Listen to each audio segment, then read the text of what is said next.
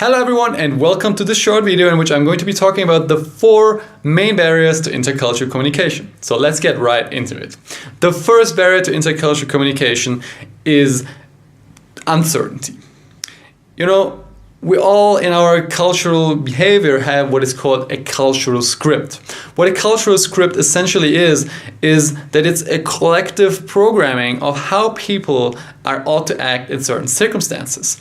So for example, when I'm meeting a stranger, I have certain ways of how I should address the stranger.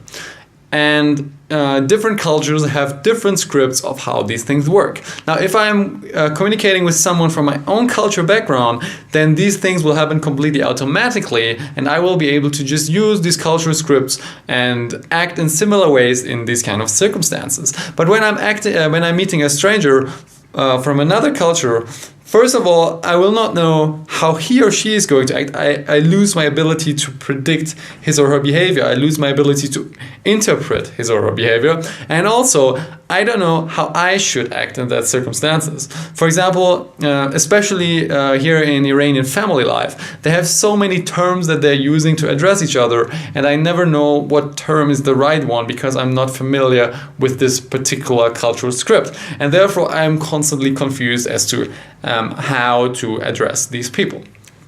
Now, the second barrier to intercultural communication is the different expectations that people from different cultures have. So for example, let's just imagine an imaginary couple where one of the partners is from Europe and the other partner is from Iran. Now, it is about this question of introducing each other to each other's parents. So, for example, the parents of the Iranian daughter or son will expect him or her to get married as soon as possible because this idea of being a boyfriend or a girlfriend is not very a common part of that culture.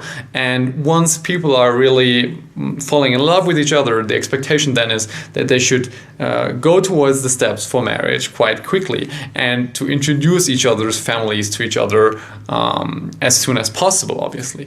Now, from the other side, from the European side, maybe this expectation would be exactly the opposite. The parents would say, hey, you only know her for 6 months or you only know him for 1 year. Isn't that way too early to get married? I mean, how do you know that this is the right person for you? How do you know that you can be together for the long term? You should wait and you should get to know each other better. And also we should take our time with meeting the other family because that means much more commitment. So therefore the expectations are completely different. And this brings us exactly to the third barrier of intercultural communication, which is value clashes. Now let's imagine that our couple is already married and they're leading their day-to-day lives. So perhaps the Iranian, let's say the wife is Iranian and the husband is European. Let's say that the wife has a very strong value on family, whereas the husband has a very strong value on independence.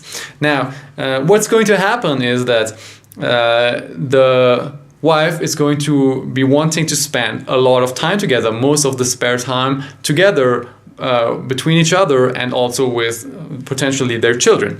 Whereas perhaps the husband is going to say, okay, I want to spend time together, but I also want to have a lot of my own independence and I want to spend a lot of time with my friends, with my family. I want to go travel. I want to see all these things. And this leads to value clashes.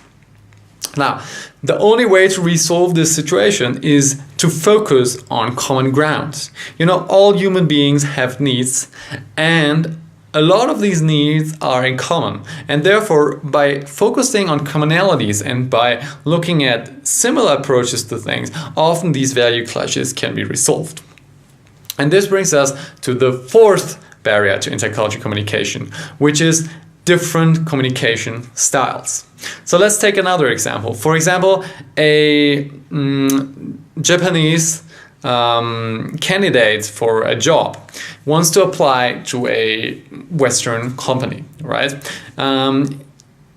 according to the Japanese culture, when he is in the job interview, because the interviewer is superior to him within that ranking system, he should then avoid eye contact. He should look slightly to the ground in order to show his humbleness, and this is going to be a positive feature in the Japanese culture. But in the Western culture, not looking into another person's eyes and looking down is going to be perceived as a lack of self-confidence, and therefore it's going to have negative consequences for the Japanese candidate. Even in most circumstances, if the interviewer is aware of this fact, he will still judge the other person according to his own standards, and this is quite a big challenge.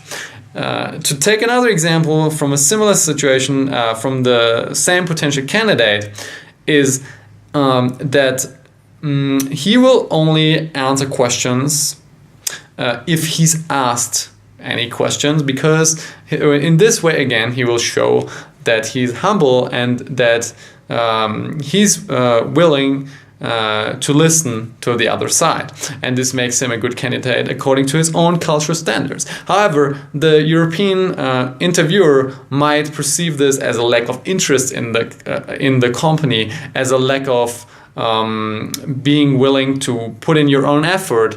Yes, as a lack of willingness to ask these questions, and therefore it's going to have negative consequences again. Now, these different communication styles are going to lead to a lot of challenges which both parties will have to face.